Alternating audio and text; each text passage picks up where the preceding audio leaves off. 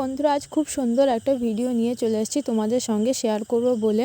কিন্তু তার আগে তোমরা বলো যে তোমরা কি কখনো শুকনো কুল মাখা করে খেয়েছো? আমি অবশ্য খাইনি, এটা আমি প্রথমবার খাচ্ছি।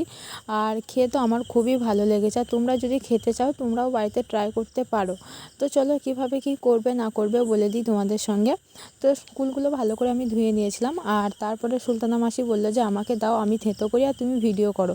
তো ওই জন্য মাসি এখন থেঁতো করছে সামান্য সামান্য সব কুলগুলো, মানে অল্প অল্প করে থেঁতো করে নিয়েছে। বেশি থেঁতো করলে ভালো লাগবে না, আর থেঁতো না করলে আবার ভেতরে মশলা যাবে না, ওই জন্য মাসি থেঁতো করে নিল। আর তারপরে আমি একটা প্লেটে নিয়েছি এখানে নুন, চিনি আর শুকনো লঙ্কা, মানে শুকনো লঙ্কাটা পুড়িয়ে নিয়েছে, আর ধনিয়া পাতা।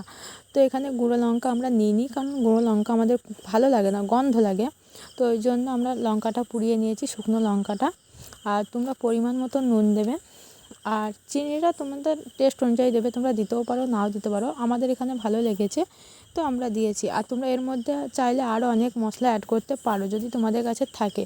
তো আমরা এই অল্প কিছু দিয়ে কুলটা মাখা করে খেয়েছিলাম, তো খুবই সুন্দর লেগেছে, খুব খুব ভালো লেগেছে। তোমরাও বাড়িতে ট্রাই করে দেখতে পারো, অবশ্য তোমাদের কাছেও ভালো লাগবে। আর এই রোদের সময়, মানে এই গরমকালে, মানে আম মাখা, তেঁতুল মাখা এসবই ভালো লাগে। তো আমি প্রথমবার শুকনো কুল মাখা করে খেলাম। এর আগে আমি কুলের আচার খেয়েছি, মানে শুকনো কুলের আচার বলো, শুকনো কুলের টক বা কাঁচা কুল থেঁতো করে খেয়েছি।